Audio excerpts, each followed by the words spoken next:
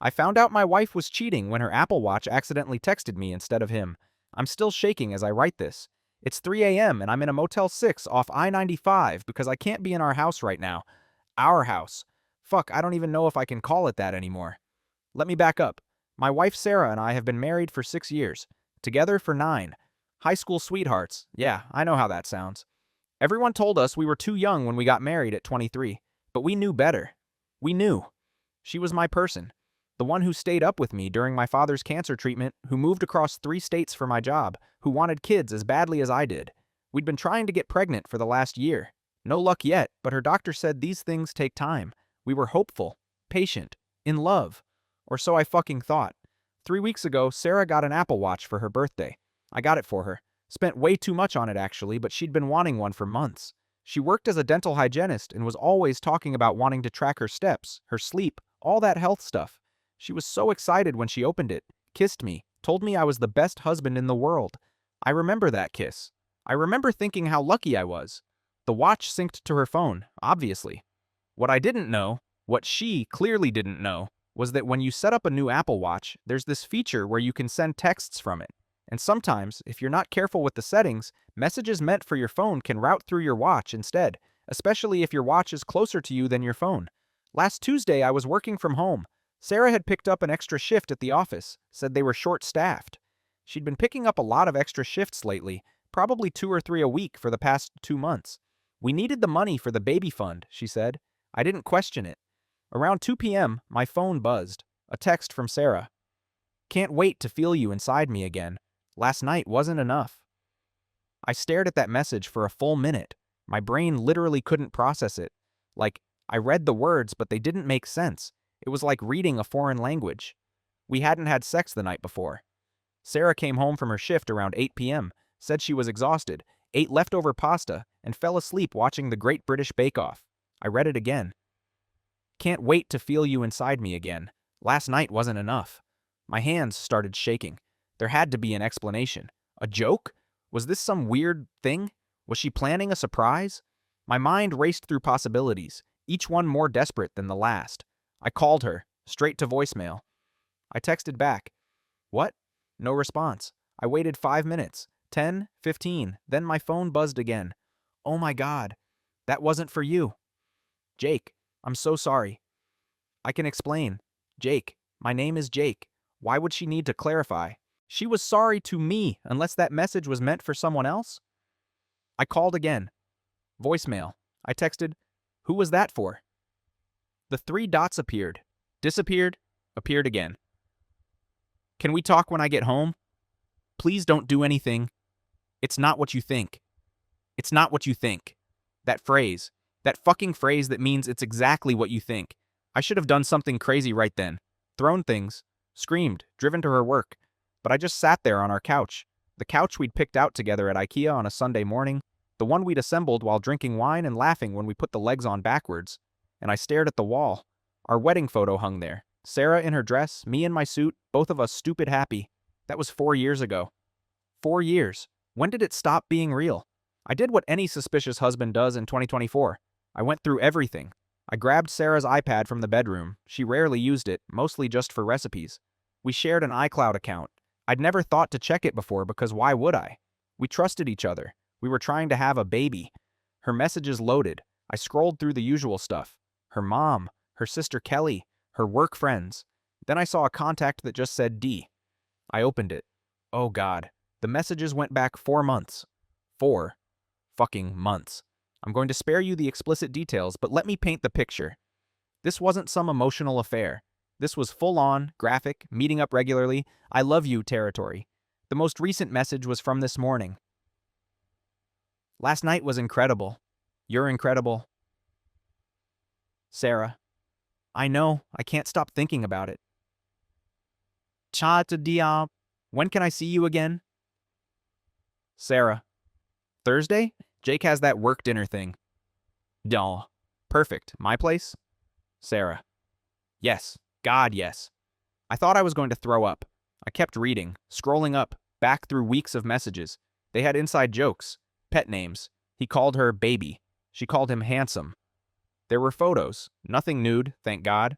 I don't think I could have handled that. but photos of them together, at restaurants, in what looked like his apartment, her head on his shoulder, his arm around her waist. She looked happy, genuinely, radiantly happy.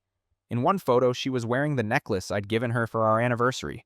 I ran to the bathroom and actually did throw up. When I came back, I kept digging. I needed to know everything, needed to know how bad this was. There was a message from 6 weeks ago. Sarah, I feel so guilty sometimes. Duh. I know, but you said yourself the marriage has been dead for a while. Sarah, it has. He's a good guy, but we're just roommates at this point. D, you deserve to be happy. Sarah, I am happy. With you. Roommates. She told him we were roommates. We'd had sex 3 days before that message. We'd made dinner together, watched movies, laughed. I'd rubbed her feet while she complained about a difficult patient. Were those moments nothing to her? I found the first message between them. January 14th, 4 months ago. Hey, great meeting you at the conference. Want to grab coffee sometime? Sarah, I'd love that. A conference. She'd gone to some dental hygienist continuing education thing in January, in Boston. 2-day conference. She came home and told me all about it. The boring lectures, the free dental samples, the bad hotel coffee. She didn't mention meeting someone named D. I looked up her calendar. She'd blocked off time for work shifts on dozens of days over the past 4 months. Days that now seemed suspicious. How many of those were actually with him? My phone buzzed. Sarah, I'm leaving work early. I'll be home in 20 minutes. Please be there. Please let me explain. I didn't respond. I sat there with the iPad, scrolling through evidence of my wife's double life, and I tried to figure out what to do. My brain felt split in half. One half wanted to smash everything in the house. The other half wanted to believe there was some explanation, some context that would make this okay. There wasn't. I knew there wasn't, but I needed to hear her say it. I heard her car in the driveway exactly 20 minutes later, the sound of her keys in the door. She called out my name tentatively. Jake? I was still on the couch, iPad in my lap. She came into the living room and stopped when she saw me. Her face went white. Jake! Who's D? I asked. My voice sounded weirdly calm. She opened her mouth, closed it. Her eyes went to the iPad. You went through my messages. Who is D? She sat down on the chair across from me, not next to me. That small detail, the fact that she chose to sit apart, told me everything. His name is Derek, she said quietly. We met at the conference in January. How long? Jake, how long have you been fucking him, Sarah? She flinched. Good. 4 months, she whispered. 4 months. I laughed. It came out harsh and ugly. We've been trying to get pregnant, and you've been fucking someone else for 4 months. It wasn't supposed to happen, but it did. It did happen. Multiple times. I saw the messages. I saw the photos. You told him we were roommates. We are. She stood up suddenly, and there was anger in her voice now. Anger. Like she had any right. When was the last time we really talked, Jake? Really connected? You're always working, always on your laptop, always tired. Are you seriously blaming me right now? I'm not. She stopped, took a breath. When she spoke again, her voice was softer. I'm not blaming you. This is my fault. I know it's my fault. But Jake, we've been going through the motions for over a year. You have to admit that. I don't have to admit shit. I thought we were fine. I thought we were happy. I've been unhappy for a long time. That hit me, like a punch to the gut. Then why didn't you fucking tell me? I tried. I've tried to talk to you about how I've been feeling, and you always just brush it off. Say we're fine. Say we just need to keep trying for the baby, and everything will get better. I thought back. Had she tried? I couldn't remember. I genuinely couldn't remember her saying anything. But maybe that was the problem. Maybe I hadn't been listening. No, fuck that. This wasn't on me. So instead of communicating like an adult, you decided to cheat. She looked down. Yes. For 4 months. Yes. While we were trying to have a baby. She started crying. I'm so sorry. Are you in love with him? She didn't answer. Sarah, are you in love with him? I don't know, she sobbed. Maybe. I think so. I don't know. I stood up. I had to move, had to do something. I started pacing. Where did you fuck him? Jake. Where? Did you fuck him? His apartment, hotels, once in his car. Her voice was barely audible. The nights you said you were working late? She nodded. How many times? Jake, please. How? Many times. I don't know. Maybe 20? 30? I had to sit back down. My legs literally gave out. 30 times. Minimum. That wasn't a mistake. That wasn't a one-time thing. That was a whole separate relationship. Did you use protection? She looked confused. Did you use fucking protection, Sarah? When you were sleeping with him? While we were trying to get pregnant? Understanding dawned on her face. Oh my God. Yes. Yes, we used protection. Jake, I would never... You would never what? Risk getting pregnant by another man while your husband thinks he's the father? Yeah, what a line you wouldn't cross. She was crying harder now, but I felt nothing. No sympathy, no urge to comfort her. Just cold, hard rage. I want you out, I said. What? Out. Of this house. Tonight. Jake, can we talk about this? Try to work through it? I stared at her. You've been having an affair for a third of our marriage. You told him I was a roommate. You said you might love him. What exactly is there to work through? I love you too. I still love you. You have a really fucked up way of showing it. She grabbed my hands. I pulled away. Please, she begged. Please don't give up on us. We can go to counseling. I'll end it with Derek right now. I'll do anything. Please, Jake. You're my husband. Apparently that didn't matter much to you before. It did. It does. I made a mistake. 30 times isn't a mistake. It's a choice. One you made over and over.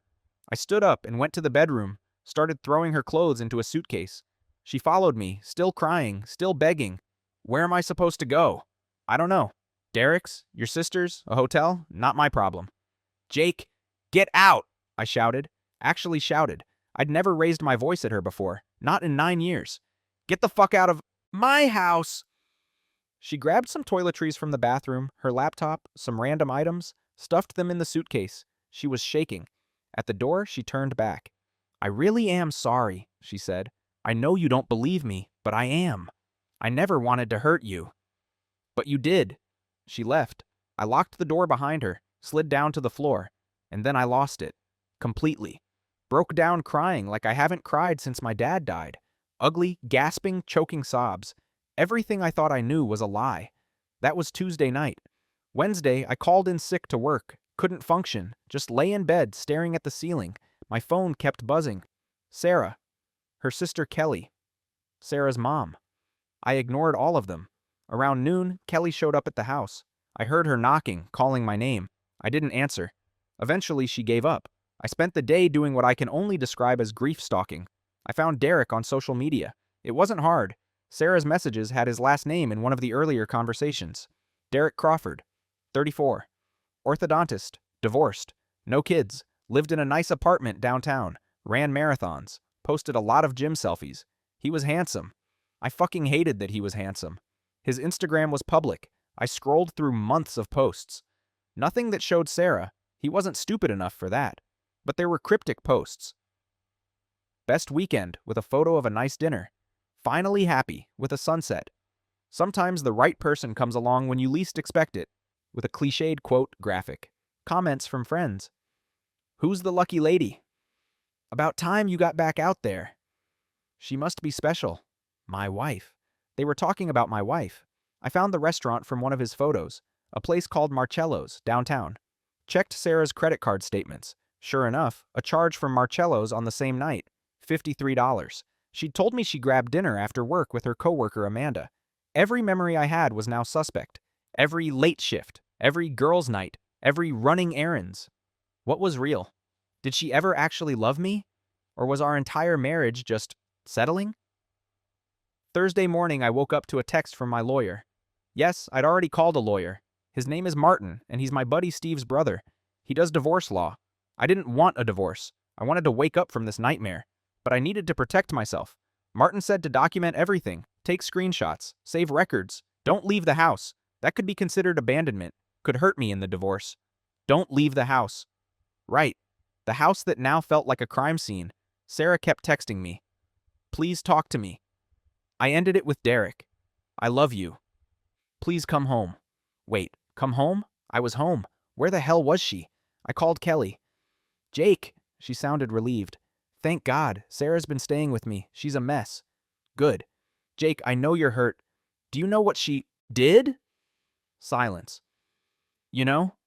She told you. She told me some of it, Kelly said carefully. She said you two have been having problems. We weren't having problems.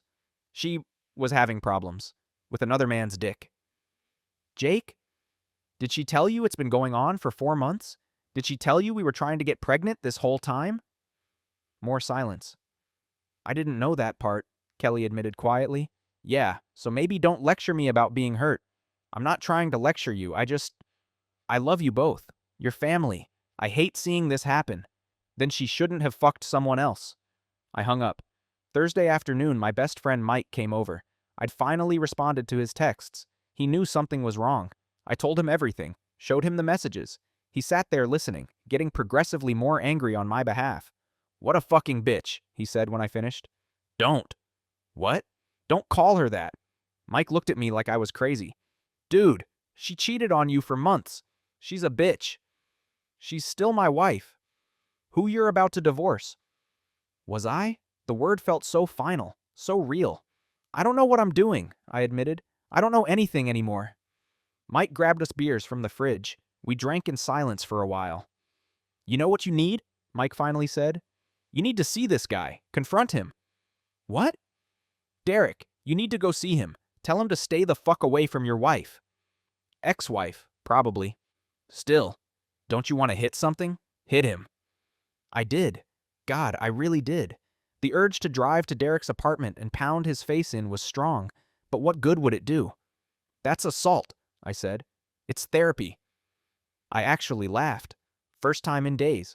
I'll go with you, Mike offered. Just to talk. We'll be civilized. Tell him the situation, man to man.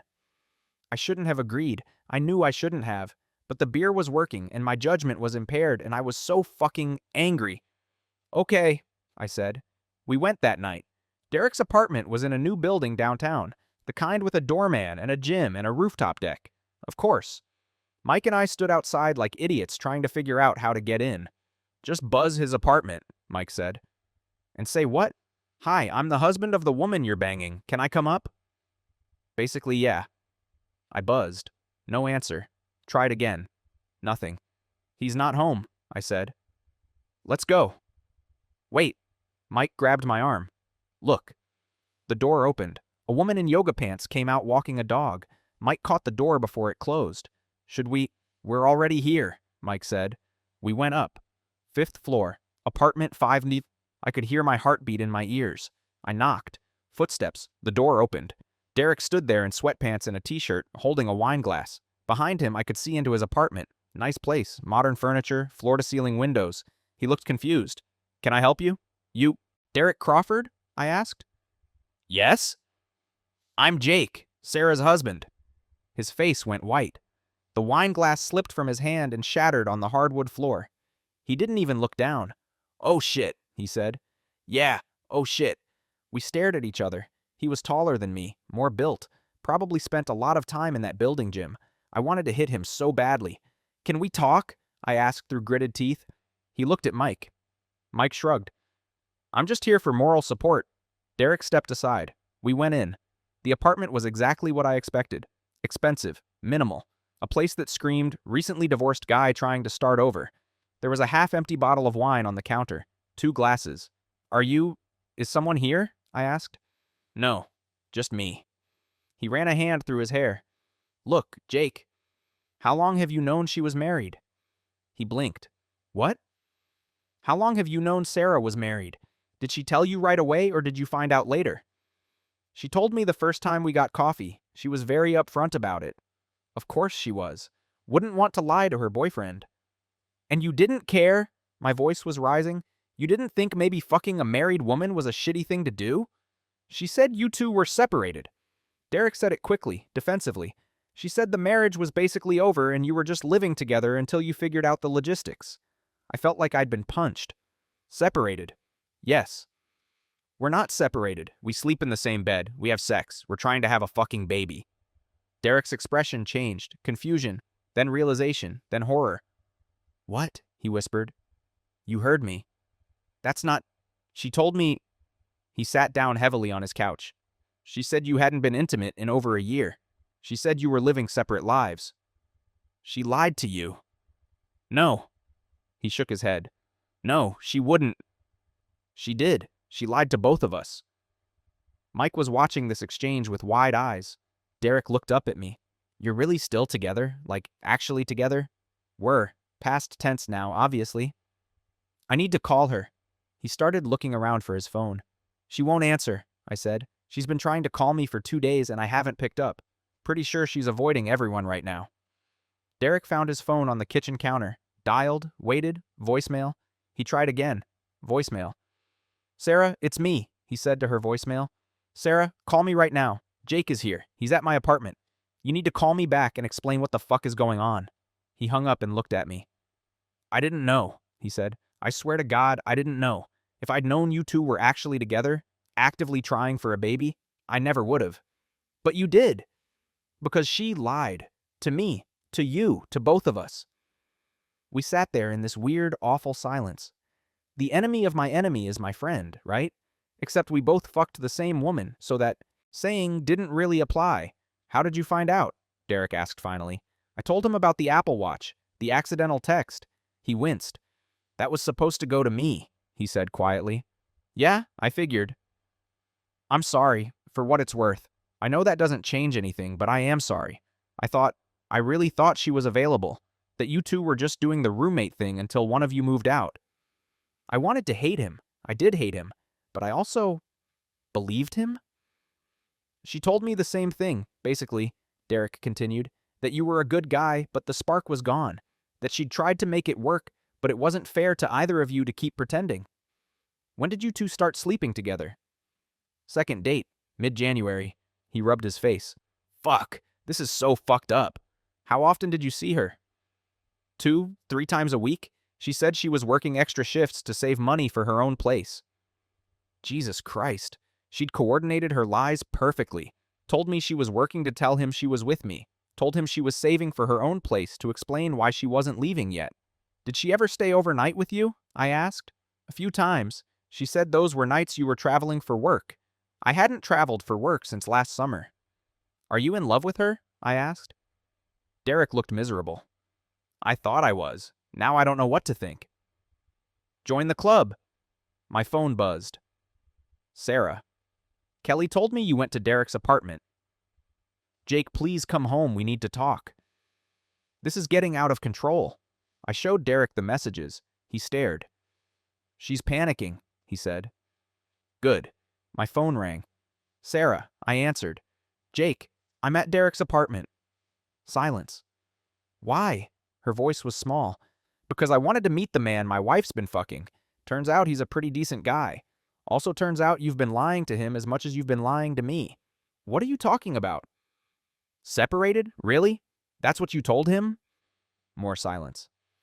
Sarah, answer me. I didn't want him to think I was a bad person. I actually laughed. You are a bad person. You've been lying to both of us for months. I was going to tell you. She was crying now. I was trying to figure out how to tell me you wanted a divorce, or how to keep us both on the hook. That's not fair. Nothing about this is fair, I was yelling now. Derek and Mike were both watching me. I loved you. I trusted you. We were building a life together, and you threw it away for what? For him? It's not about him. Then what's it about, Sarah? Help me understand, because from where I'm standing, you've destroyed our marriage and lied to everyone, and I have no fucking idea why. I was unhappy. She was yelling too now. I've been unhappy for years, and you never noticed. You were so wrapped up in work and your own life that you didn't see me drowning. I felt invisible. And then I met Derek, and he saw me. He paid attention to me, made me feel wanted and beautiful, and so talk to me. Go to therapy. Leave me. But don't cheat and lie, and I know. She was sobbing. I know I should have done it differently. I know I fucked up. But Jake, I still love you. I do. And I love Derek too. And I don't know what to do. I felt cold suddenly. Very, very cold. You love both of us. Yes. You want both of us. I don't. That's not what I meant. Yes, it is. You want me and the stability and the life we built, and you want him and the excitement and the attention. She didn't deny it. Well, guess what? I said. You can't have both. You have to choose. Jake? No, choose. Right now. Me or him. That's not fair. Choose. Derek was shaking his head at me, making a stop gesture, but I didn't care. I needed to hear it. I can't, Sarah whispered. I can't choose like this. Then I'll choose for you. We're done. File for divorce or I will. I hung up. My hands were shaking. Derek was staring at me. That was harsh, he said quietly. Yeah, well, she's been fucking both of us. I think harsh is warranted. I'm breaking up with her, Derek said. Just so you know, I can't be with someone who lied to me like that. Good for you. I mean it. This whole thing it's too much. I thought she was leaving a dead marriage, that I was helping her start over, but she wasn't leaving. She was just collecting men. That phrase hit me. Collecting men. That's exactly what it felt like. Mike and I left shortly after. Didn't really know what else to say.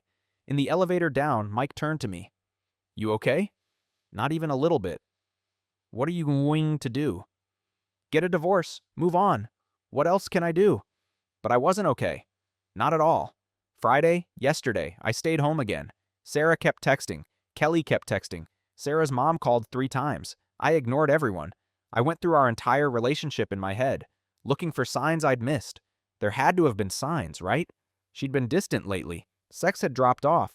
We used to do it multiple times a week, but in the last few months it was maybe once a week, twice if we were lucky. She'd blamed it on stress from work. She'd started dressing nicer. New underwear. I'd noticed but thought she was just taking care of herself. She'd been protective of her phone. Would take it with her everywhere. Bathroom, kitchen, bed. I'd thought that was normal. Everyone's glued to their phones these days. She'd started fights over nothing.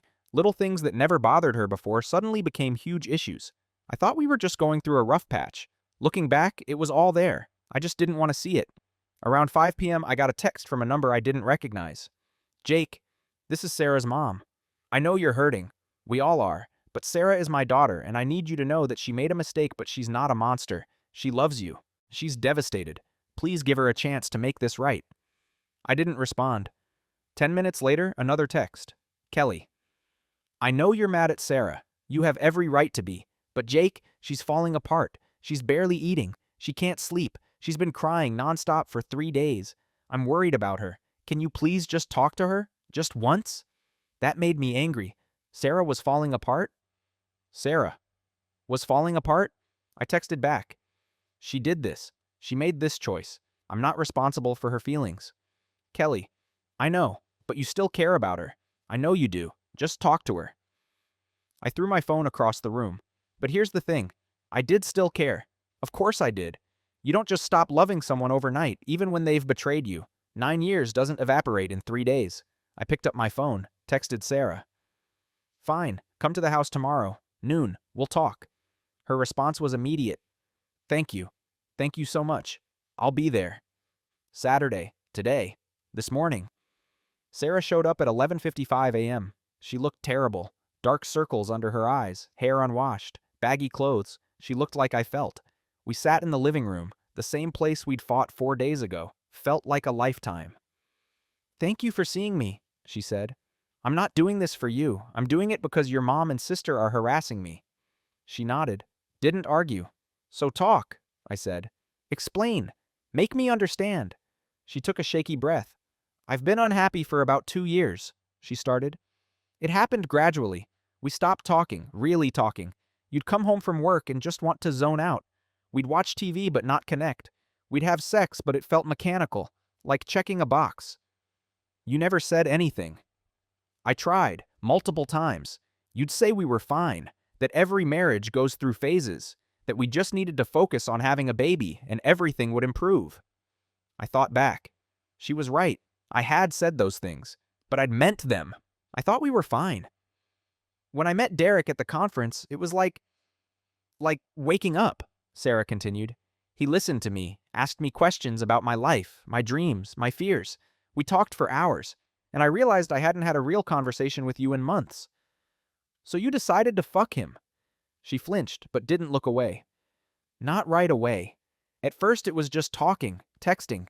He made me laugh, made me feel seen, and then one day we met for coffee and he kissed me and I didn't stop him. You chose not to stop him. Yes. And then you chose to keep seeing him. For 4 months. Yes. While telling me everything was fine. While trying to get pregnant with me. I know. I know how fucked up that is. Do you? Because from where I'm sitting, it seems like you wanted to keep me around for stability while you got your fun on the side. That's not... She stopped. Okay, maybe. Maybe that's part of it. I didn't want to lose you, but I also couldn't give up Derek. He made me feel alive again. So I'm the boring, safe husband, and he's the exciting boyfriend. You're oversimplifying. Am I? She looked down at her hands. I thought maybe I could have both. For a while, until I figured out what I really wanted. That's not how marriage works, Sarah. I know that now. We sat in silence. Have you talked to Derek? She asked quietly. Yeah, I went to his apartment. He's done with you, by the way. Didn't appreciate being lied to. She looked stricken. He won't answer my calls. Can you blame him? No. More silence. Finally. Officially. Left him a voicemail. Told him I'm choosing you. Choosing our marriage. That's not your choice to make anymore. Jake, you don't get to decide we're still married just because your side piece dumped you. That's not how this works. He didn't dump me. Yes, he did. And now you're panicking because you're about to lose both of us. She started crying. Again, I was getting real tired of the crying. I love you, she sobbed. I know I have a shitty way of showing it, but I do. I never stopped loving you. You loved yourself more. That's not... Maybe you're right. Maybe I'm selfish. But Jake, people make mistakes. People fuck up. Can't we try to work through this? Work through what? The lying? The cheating? The fact that you told another man you loved him? People come back from affairs. They go to counseling. They rebuild trust. That's for people who made a one-time mistake, not people who carried on a whole separate relationship for months. Please. She grabbed my hands. This time I didn't pull away. Please don't give up on us. On 9 years, on everything we've built. And here's where I should tell you I told her to leave, that I stood firm, that I held on to my anger and my dignity. But I didn't, because when she grabbed my hands, I felt it. That spark. The same spark I'd felt 9 years ago when we first got together. It was still there, buried under all the hurt and betrayal, but there. I don't know if I can forgive this, I said honestly. I'm not asking you to forgive me right now. I'm asking you to try, to go to counseling with me, to give us a chance. Why should I? Because you still love me. I know you do. You wouldn't have agreed to see me if you didn't. She was right. God damn it, she was right. If we do this, and that's a huge if, things have to change, I said. Complete transparency. I get access to your phone, your email, everything. You tell me where you are at all times. You quit your job if necessary. Okay. I'm serious, Sarah. One more lie, one more secret, and we're done. Permanently. I understand. And you have to want this. You have to want me. Not just the stability or the house or the life. Me. I do want you. I promise. We sat there, holding hands, and I knew I was making a mistake. Every rational part of my brain was screaming at me to end it, to walk away, to protect myself. But the heart wants what it wants, even when it's stupid. Okay, I heard myself say. We can try. She burst into tears, happy tears this time, and hugged me. I hugged her back, and it felt both right and wrong at the same time. I'll find us a therapist, she said, pulling back. A good one, and I'll call work on Monday, explain I need to take some time off. We can focus on us. Yeah. And Jake, thank you. Thank you for giving me another chance. I won't fuck this up. I promise. She left around 2 p.m., said she was going back to Kelly's to pack her stuff, that she'd move back home tomorrow. I sat on the couch after she left and tried to process what just happened. Had I done the right thing? Was this brave or stupid? I called Mike. Dude, I said when he answered. I think I just agreed to take Sarah back. You what? I know. Jake, she cheated on you for months. With another guy, who she told she loved. What the fuck are you thinking? I don't know. I still love her. Love isn't enough, man. She's going to do this again. You don't know that. I absolutely do know that, Jake. I love you, but you're being an idiot. Maybe I was. Probably I was. But it was my choice to make. We hung up. I spent the rest of the afternoon cleaning the house, doing laundry, normal things, trying to convince myself this could work. Around 6 p.m., my phone rang. Unknown number. Hello? Is this Jake? A woman's voice I didn't recognize. Yes? This is Amanda. I work with Sarah. Amanda. The coworker Sarah supposedly had dinner with multiple times. Oh, hi. Listen, I don't know if I should be calling you, but Sarah asked me to lie for her and I can't do it anymore. My stomach dropped. What do you mean? She asked me to tell you that she was with me Thursday night if you asked. Said you two had a fight and she needed an alibi. But Jake, she wasn't with me. I don't know where she was, but it wasn't with me. Thursday night, 2 days ago, after she'd said she was at Kelly's, after she'd supposedly ended things with Derek. Are you sure? Positive. I was home with my kids. Look, I like Sarah, but I'm not going to lie to her husband. That's not okay. Thank you for telling me. We hung up. I sat there staring at my phone. Thursday night. Where had Sarah been? I pulled up Find My iPhone. We'd always shared our locations. Sarah's phone showed she'd been at Derek's apartment for 3 hours, after she'd told me it was over. After Derek said he was breaking up with her. She'd gone back to his place. I called Derek. Jake? Did Sarah come to your apartment Thursday night? Silence. Derek, did she? Yes, he admitted. She showed up around 8. I told her we were done, but she wanted to talk. We talked. That's it. For 3 hours? She was crying. I felt bad. I let her stay until she calmed down. Did you fuck her? No. Jesus, no. I told her it was over. I meant it. You swear? I swear, Jake, I'm out. I don't want any part of this mess. I believed him, but it didn't matter. Sarah had lied. Again. She'd told me she ended it. She'd told me she chose me, but she'd gone to his apartment, spent 3 hours there, then asked her coworker to cover for her. One more lie, I'd said. One more secret. I texted Sarah. I know you were at Derek's apartment Thursday night. Don't bother coming back tomorrow. We're done. 3 dots appeared. Disappeared. Appeared again. Jake, please let me explain. I just needed closure. Nothing happened, I swear. Please don't do this. I blocked her number, blocked her on social media, sent her mom and Kelly a message. Sarah lied to me again. We're done. Please don't contact me anymore. And that's where I am now. 3 a.m. in this shitty motel room, writing this all out, trying to make sense of it. I almost took her back, almost convinced myself we could work through it, and she was still lying. Mike was right. She would have done it again. Maybe not with Derek, but with someone. Because the problem wasn't Derek. The problem was Sarah. Her inability to be honest. Her need for validation from multiple sources. Her fucking selfishness. I called my lawyer this morning. Well, yesterday morning, Saturday, before Sarah showed up, just to check in. He said we should move forward with the divorce. Said the evidence I'd collected would help. I told him to file the papers. It's over. My marriage, my future, my life as I knew it, all of it, gone. But here's what I realized, lying here at 3 a.m., exhausted and heartbroken and angry. I'm also relieved. I don't have to wonder anymore.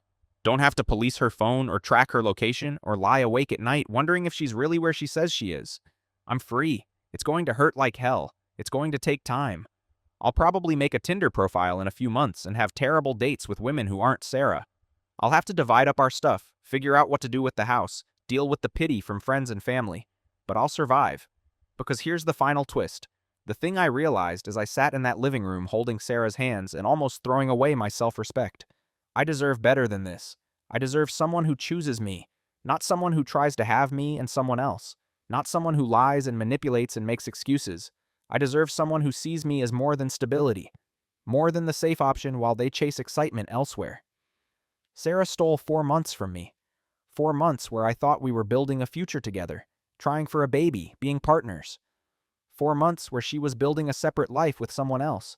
But she's not stealing any more time. I'm done. Monday, I'm going back to work. Going to tell my boss I need some time off. Maybe take that vacation to Colorado I've been putting off. Going to start therapy.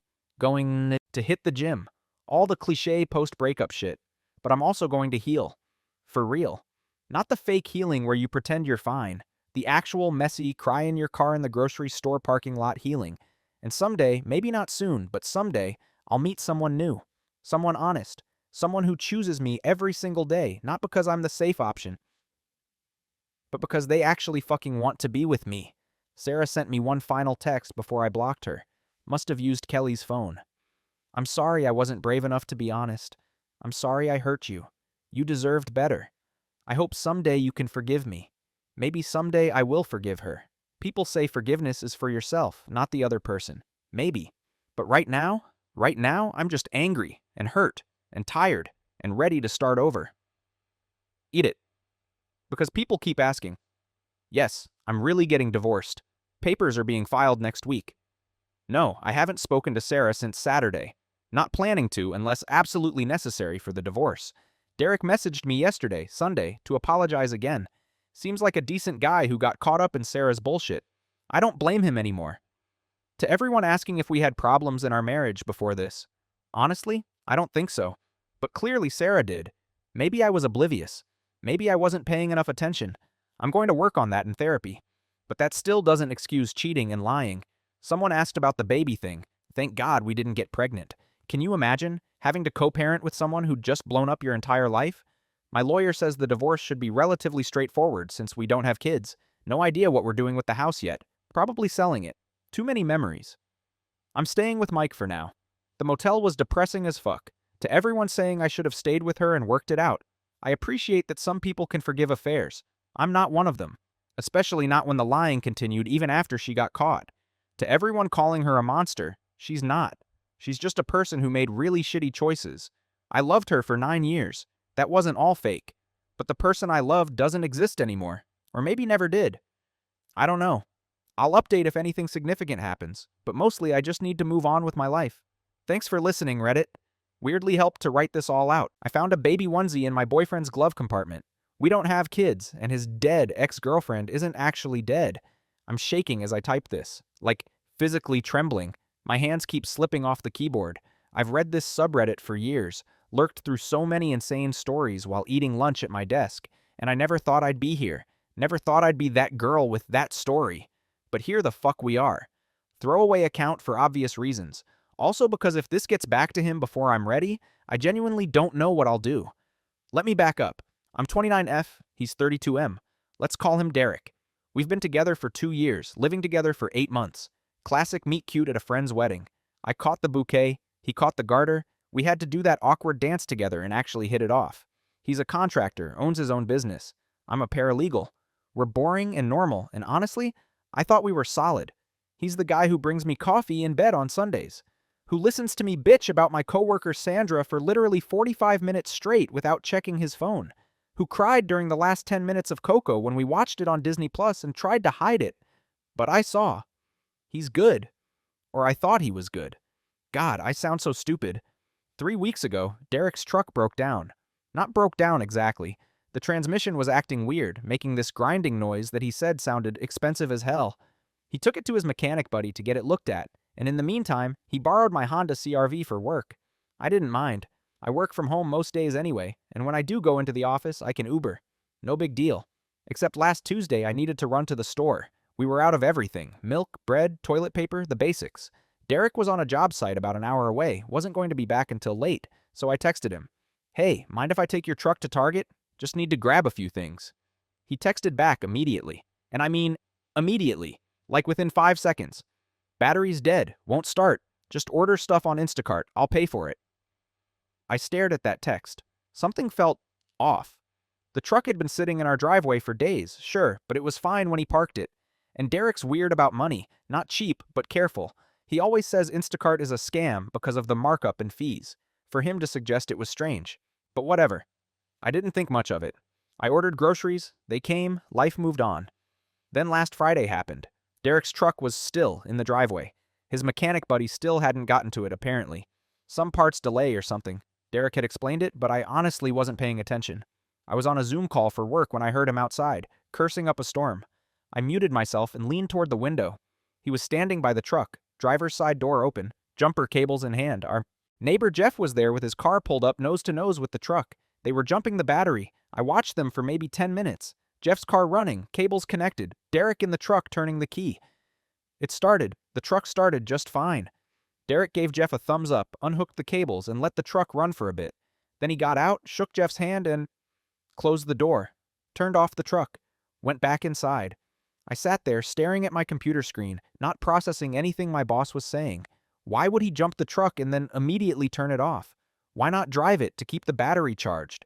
Why tell me it was dead and wouldn't start when clearly it would, with a jump? You're overthinking, I told myself. Maybe he wanted to see if it would start at all. Maybe he's planning to drive it later. Maybe he's taking it to the mechanic now that he knows it works. But he didn't. The truck sat there all weekend, and I couldn't stop thinking about it. Monday morning, Derek left early for a job. I was still in bed, pretending to sleep, when I heard him take my CRV. As soon as I heard him pull out of the driveway, I got up, threw on leggings and a hoodie, made coffee, sat at the kitchen table staring at the truck through the window. This is crazy, I thought. This is paranoid girlfriend behavior. You're being insane. But I couldn't shake it. The immediate text, the lie about the battery, the weird jump start that led to nothing. At 9:47 a.m., I walked outside, stood next to the truck, took a breath, and opened the driver's side door. I don't know what I expected to find. Part of me thought there'd be nothing, that I'd feel stupid and close the door and never mention this to anyone, ever. Part of me thought maybe there'd be something innocent that explained everything. There wasn't. The truck was clean. Too clean, actually. Derek's truck is usually a disaster. Fast food bags, receipts, tools rattling around in the back. But the cab was spotless, vacuumed, wiped down. The only thing in the cup holder was a half-empty Gatorade. I stood there for a second, feeling ridiculous. See? Nothing. You're paranoid. Then I opened the glove compartment. Registration, insurance card, truck manual. Normal stuff. I almost closed it, but there was something wedged in the back, behind the papers. I pulled it out. A baby onesie. White, with little yellow ducks on it. Newborn size, maybe? I don't know. I don't have kids. But small. Really small. The kind of thing you'd put on a baby fresh from the hospital. I stood there in my driveway, holding this onesie, and my brain just stopped. We don't have kids. Neither of us has kids. Derek's never been married. No baby mama drama. Nothing. It's one of the things we talked about early on. He was upfront about not having children, about wanting them someday, but not yet. I appreciated that honesty. So what the fuck was this doing in his truck? I looked at the onesie like it was going to explain itself. Checked for tags, Carter's brand, size newborn, nothing else. It was clean.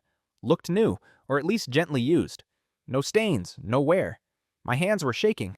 I took the onesie inside, put it on the kitchen counter, stared at it while I drank my coffee, which had gone cold. There had to be an explanation, a rational, normal explanation. Maybe he was holding it for someone, a friend, a coworker. Maybe someone from his crew had a baby and Derek grabbed something from his truck for them and accidentally left this behind. But that didn't make sense. Why would it be in the glove compartment? Shoved in the back? Hidden? Maybe he was planning to donate it? We'd been talking about cleaning out the garage, donating stuff we don't use. Maybe he had a bag of donations in the truck at some point and this fell out? But again, glove compartment. Not the truck bed, not the back seat, the glove compartment. I picked up my phone, put it down, picked it up again. I could just text him. Hey, found a baby onesie in your truck. What's that about? Casual? Easy. But something stopped me. That immediate text when I asked to use the truck. The lie about the battery. The pristine cab, like he'd cleaned it recently. He didn't want me in that truck. My stomach turned. I spent the rest of the day spiraling, Googling shit like found baby clothes in boyfriend's car and signs of cheating and going down absolute rabbit holes. I felt insane. I was insane. When Derek got home around 6:30, I had the onesie hidden in my nightstand drawer. I didn't know what else to do with it. I couldn't just leave it on the counter. I wasn't ready to confront him yet. Didn't know how to confront him. He kissed me hello, asked about my day. Normal. Everything was so fucking normal. We made dinner together. Pasta, garlic bread, salad. We ate on the couch and watched Jeopardy. He got like 3 questions right and was so proud of himself. He did the dishes. We went to bed. And the whole time I felt like I was watching a stranger. The next morning I called in sick to work. I never call in sick. My boss was surprised but told me to feel better.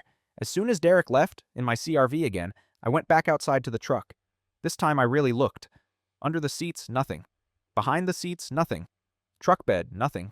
I checked the side door pockets, under the floor mats, everywhere. And then I opened the center console. There was a phone charger. An old one. The kind with the wide iPhone connector from like 5 years ago. And underneath it, folded up small, was a receipt. From a Target in a town about 30 miles away. Dated 6 weeks ago. I unfolded it. My heart was pounding so hard I could hear it. Diapers, newborn size, baby wipes, a pack of onesies, 3-pack, same Carter's brand, pacifiers, formula, 67 bras and 43. I sat in the driver's seat of that truck, holding this receipt, and I couldn't breathe. 6 weeks ago. We were together 6 weeks ago. Normal, happy, no problems. I was on a work trip that week, actually. Flew to Chicago for a conference. Derek had texted me every day, sent me pictures of what he made for dinner, said he missed me, and at some point during that week, he drove 30 miles away and bought newborn baby supplies. I took a picture of the receipt, put it back exactly where I found it, went inside, sat on the couch, and I started to plan. I know what you're thinking. Just ask him. Just show him the onesie and the receipt and ask. And you're right. That's what a normal person would do. But something in my gut told me that if I confronted him without knowing more, he'd lie. He'd have some explanation ready. Something that sounded plausible, and I'd want to believe him so badly that I would. I needed proof. Real proof. That night, after Derek fell asleep, I took his phone. I know. It's a violation of privacy, it's toxic, it's all the things. But fuck it. I was holding a baby onesie that had no business being in his truck. I was past caring about privacy. His passcode was easy. His mom's birthday. I'd seen him type it 100 times. I went into the bathroom, locked the door, sat on the floor, and started scrolling. Texts first. Messages with me, obviously. Messages with his crew guys about work. Group chat with his buddies about fantasy football. His mom asking when we're coming to visit. Nothing. I checked his email. Work stuff. Spam. Receipts from Home Depot and AutoZone. Nothing. Social media, Facebook, Instagram. Normal. Pictures of us. Pictures of job sites. Pictures of his truck. Nothing. I was starting to feel insane again. Maybe there really was an innocent explanation. Maybe I was paranoid. And then I saw it. A folder in his photos, titled Old Phone Backup. I opened it. Hundreds of photos. Maybe 1,000. All date stamped from years ago. 2019, 2020, 21. I started scrolling. Pictures of Derek, younger. Pictures of job sites I didn't recognize. Pictures of a dog. A golden retriever I'd never seen before. He'd never mentioned having a dog. And then, pictures of a woman. She was pretty. Really pretty. Long dark hair, olive skin, big smile. She was in dozens of photos. Selfies with Derek, kissing Derek. At the beach, at restaurants. At what looked like someone's backyard barbecue. His ex. He'd mentioned her before, but only briefly. Early in our relationship, we'd had the past relationships talk. He said he'd dated someone seriously in his late 20s for about 3 years. It ended badly. She died.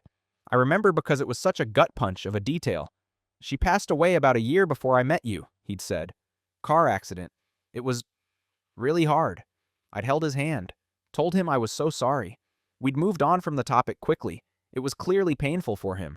But here she was, all over his phone, alive and smiling and wrapped around him in every picture. I kept scrolling.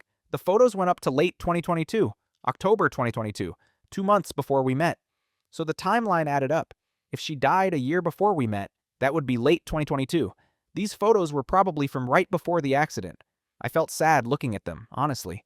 Seeing him happy with someone who was gone. It felt intrusive. But then I scrolled to the very end of the folder, and I saw a photo dated April 2024, this year, 7 months ago. It was a screenshot of a text conversation between Derek and a number I didn't recognize. Unknown number. I told you not to contact me anymore. Derek, please, just let me explain. Unknown number. There's nothing to explain. You made your choice. Derek, it wasn't a choice. You know it wasn't. Unknown number. Fuck you, Derek. And then, below that, a photo. The same woman, the dead ex, holding a newborn baby. The baby was wearing a white onesie with yellow ducks. I don't remember how long I sat on that bathroom floor. Could have been 10 minutes, could have been an hour. Derek knocked on the door at some point. Babe, you okay? I flushed the toilet, ran the sink. Yeah, just my stomach. Must have been something I ate. Want me to get you anything? No, I'm good. Go back to sleep. I heard him shuffle back to bed, listened until his breathing evened out. Then I took screenshots. Every single photo in that folder. The text conversation, the picture of her with the baby. I sent them to myself on every platform I could think of. Email, Google Drive, a private Discord server I made just for this. I wasn't taking any chances. Then I deleted the evidence from his phone, cleared my messages to myself, wiped the recently deleted folder, put his phone back on the nightstand exactly where he'd left it, and I went back to bed and laid next to him until the sun came up. I didn't sleep. Obviously. My brain was racing in 1,000 directions. She wasn't dead, she was alive, and she had a baby. A baby that, based on the timeline, would have been born around February? March? The screenshot was from April, and the baby looked really new.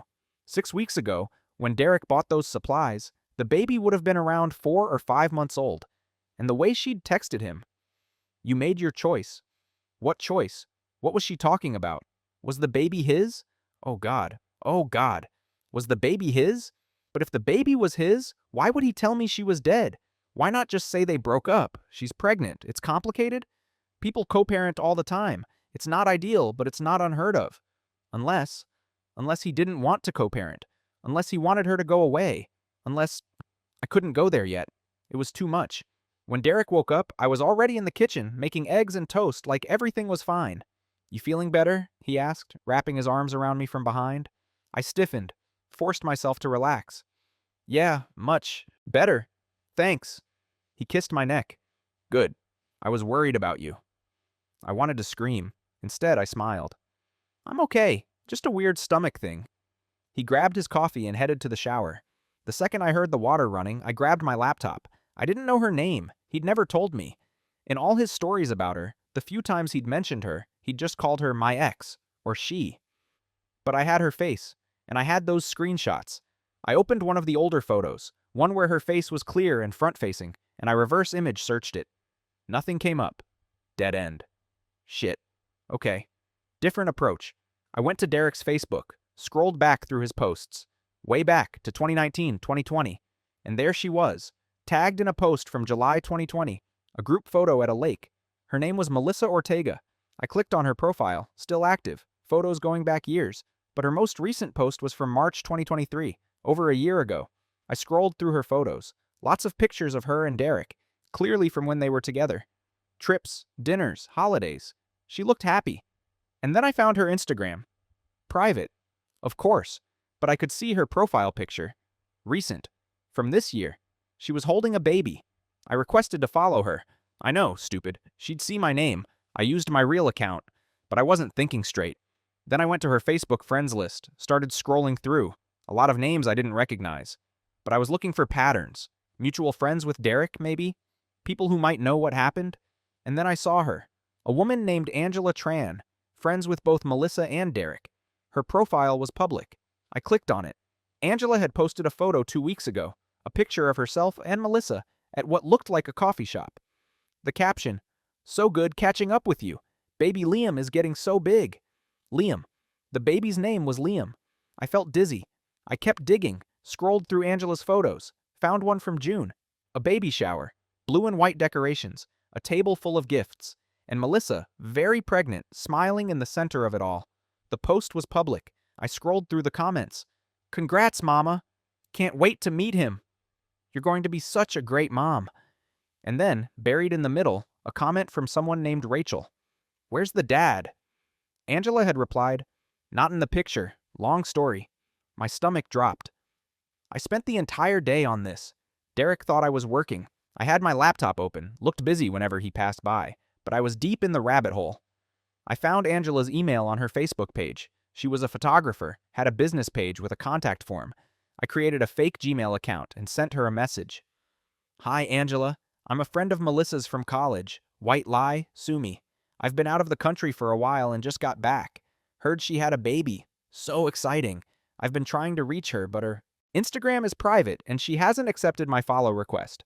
Could you pass along my email and let her know I'd love to reconnect? Thanks so much." I didn't expect a response. It was a long shot. But 2 hours later, Angela replied, "Hi. Sure, I can pass it along. Just FYI, Melissa's been pretty private lately because of some stuff with her ex, so she might not respond right away, but I'll definitely let her know." Stuff with her ex. I replied, "Oh no, I'm so sorry to hear that. I hope everything's okay. Thanks for letting her know." Angela responded almost immediately. "Yeah, it's been rough. He's been trying to come around now that the baby's here, but she's not having it. Can't say I blame her. Anyway, I'll text her now." I stared at that message. He's been trying to come around now that the baby's here.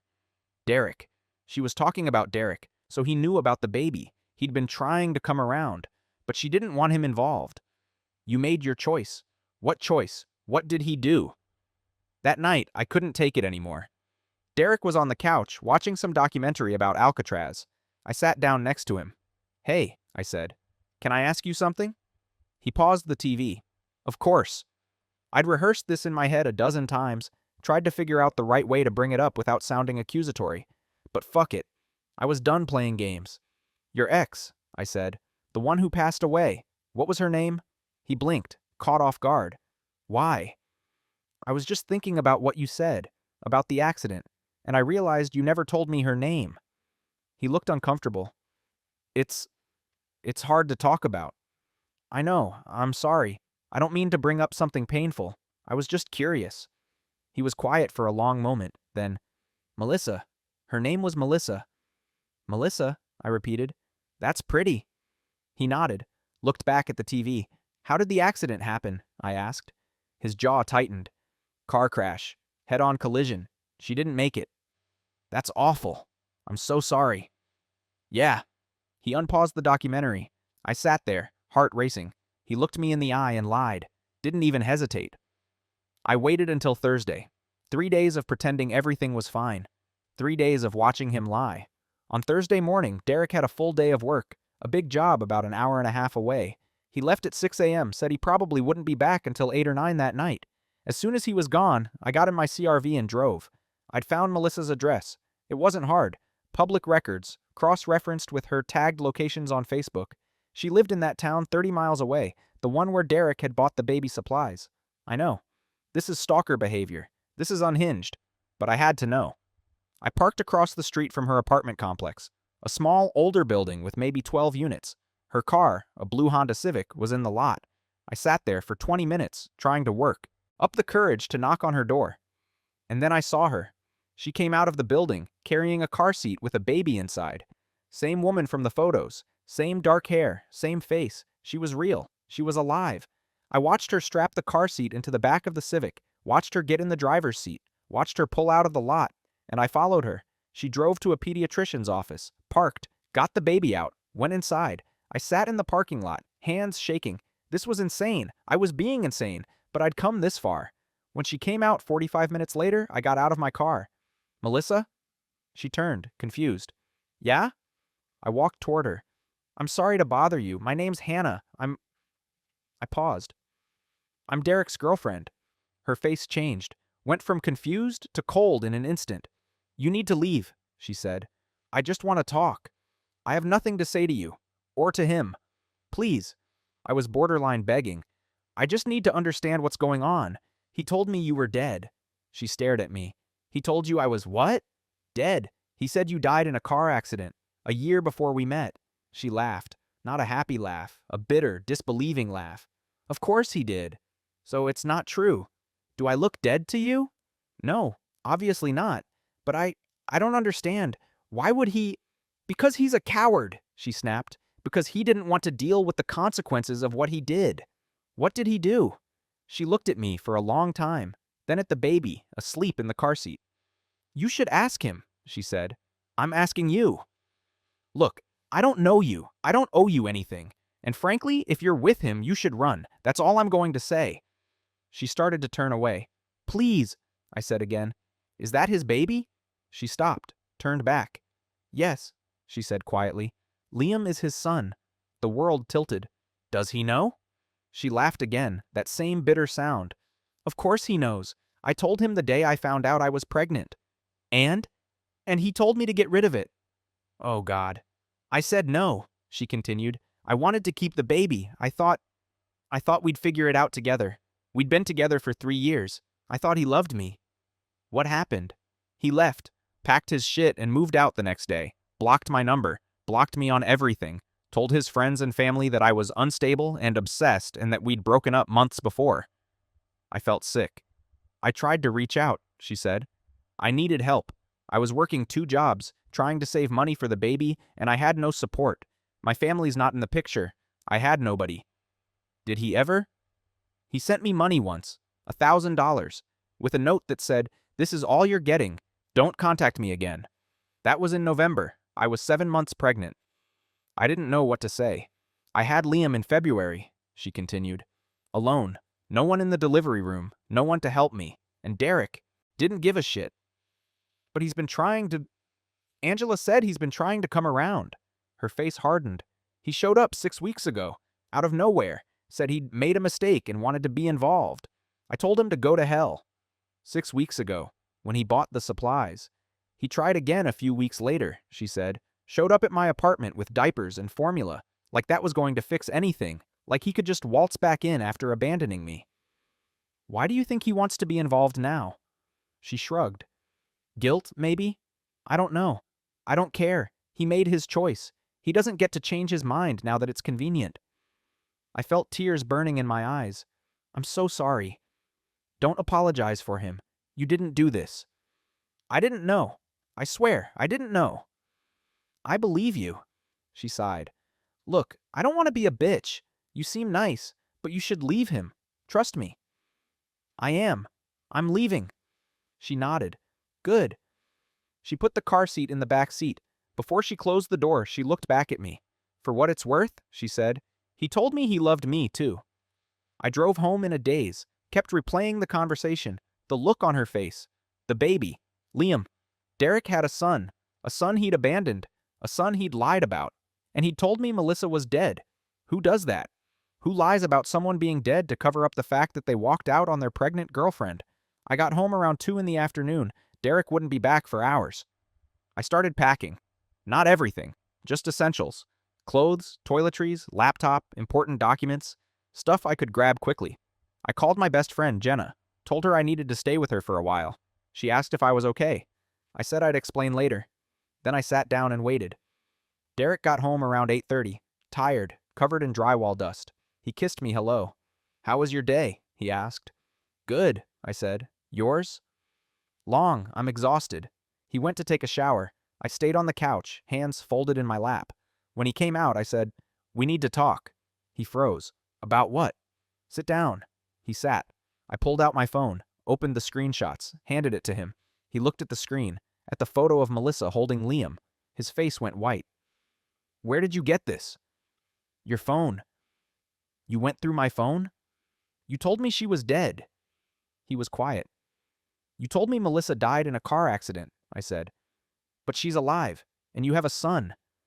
It's complicated. Complicated? You lied to me. You told me she was dead. I didn't know what else to say. How about the truth? He put his head in his hands. You wouldn't understand. Try me. He was quiet for a long time. Then, she got pregnant. I wasn't ready. I told her I didn't want it. She kept it anyway. So you left? Yes. And you told everyone she was dead so you wouldn't have to explain why you abandoned your pregnant girlfriend. Wasn't like that. Then what was it like, Derek? He didn't answer. I talked to her, I said. His head snapped up. You... what? I met her, today, at the pediatrician's office. You're insane. You know that? You're fucking insane. I'm insane?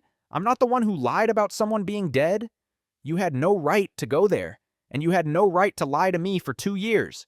He stood up. This is over. We're done. Yeah, I said. We are. He stormed into the bedroom, started throwing his stuff into a duffel bag. I sat there, shaking.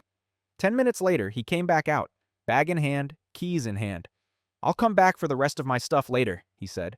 Take your time. He walked to the door, stopped, turned back. For what it's worth, he said. I did love you. No, you didn't, I said. You don't lie to people you love. He left, and I sat there in the silence, crying so hard I thought I'd throw up. That was 3 weeks ago. I'm still at Jenna's. Haven't gone back to the apartment yet. Derek sent me a few texts, half-hearted apologies, excuses, asking if we could talk things through. I blocked him. I've been seeing a therapist, trying to process everything, trying to figure out how I missed the signs. Because looking back, there were signs. The weirdness about the truck, the sudden cleaning spree, the lie about the battery. I just didn't want to see them. I think that's the worst part. Not that he lied, but that I was so willing to believe him. But here's the thing. 2 days ago, I got a Facebook message from Melissa. Hey, Angela told me you reached out. I'm sorry I was harsh when we met. This has been really hard for me, and I took it out on you. If you want to talk, I'm open to it. We met for coffee yesterday. She told me more about Derek, about the person he was when they were together, charming, attentive, loving, until she got pregnant. Then he flipped like a switch, became cold, cruel, told her she was ruining his life. She showed me text messages from back then, screenshots she'd saved, and they were vile, calling her selfish, stupid, manipulative, telling her he'd never wanted kids, that she trapped him on purpose. I didn't, she said. We were both careful. It just happened. And when I found out, I was scared, but I was also kind of happy. I thought it could be something we did together. I was so stupid. You weren't stupid, I told her. I was. I stayed way too long, kept thinking he'd come around. We talked for 2 hours, and by the end, I felt like I'd made a friend. She asked if I was okay. I said I was getting there. And then she said something that's been echoing in my head ever since. You know what the worst part is? She said. He's going to do this to someone else. He's going to meet another girl, tell her I'm dead, tell her Liam doesn't exist, and she'll believe him, just like you did, because he's good at this. She's right. He is good at it. And, honestly, that scares me more than anything else. So here I am, posting this on Reddit at 2 in the morning because I can't sleep and I need to get it out. I thought I knew him. I thought we were solid. I thought I was careful, smart, not the kind of person who'd fall for a liar. But I did. And if I can fall for it, anyone can. I'm not saying this for sympathy. I'm saying it because if you're reading this and something feels off with your partner, if there's a weird lie, a hidden receipt, a strange text, don't ignore it. Don't do what I did and rationalize it away. Don't let them make you feel crazy for asking questions. Trust your gut. Dig deeper. Protect yourself. Because sometimes the person you love is a stranger, and sometimes the only way to find out is when it's too late. Update. A lot of people have been asking about the final twist, so here it is. Yesterday, literally yesterday, I got a call from a number I didn't recognize. Normally I wouldn't answer, but something made me pick up. It was a woman. She introduced herself as Nicole. I'm sorry to bother you, she said, but I got your number from Melissa Ortega. She said you might want to know something. My stomach dropped. Know what? I'm Derek's wife. I'm sorry. What? I've been married to Derek for 4 years, she said. We have a daughter together. She's 2. I couldn't speak. I found out about Melissa 6 months ago, Nicole continued. I hired a private investigator because he was acting strange, disappearing for hours, lying about where he was. The PI told me about Melissa and the baby. He's married? I managed. Legally separated now, she said. I filed in August. But yes, we're still technically married. Does Melissa know? She does now. I reached out to her last week. We've been comparing notes. I felt like I was going to pass out. There's more, Nicole said. The PI found 2 other women, both in different towns. Both of them were told Melissa was dead. One of them was told I was dead. Oh my God. He's been doing this for years, she said, keeping us all separate, telling us different stories. He has a whole system. I couldn't process it, couldn't even begin to wrap my head around it. I'm telling you this because Melissa thought you should know the truth, Nicole said. The whole truth, not just your piece of it. Thank you, I whispered. One more thing, she said. Be careful. When I confronted him, he got aggressive. I had to get a restraining order. If he reaches out to you, don't respond. Document everything. Protect yourself. We hung up, and I just sat there, staring at the wall. Derek wasn't just a liar. He was running multiple relationships, multiple lives, and I was just one of his stories. I don't know what happens next. I don't know if I'll press charges or get a restraining order or just disappear and try to forget any of this ever happened. What I do know is this. I'm not going back to that apartment. I'm not answering his calls. And I'm sure as hell not believing another word that comes out of his mouth. If you've read this far, thank you. I know it's long. I know it's a lot. But I needed to write it down. Needed to make sense of it. Needed to remind myself that I'm not crazy. Because for a while there, he almost convinced me I was.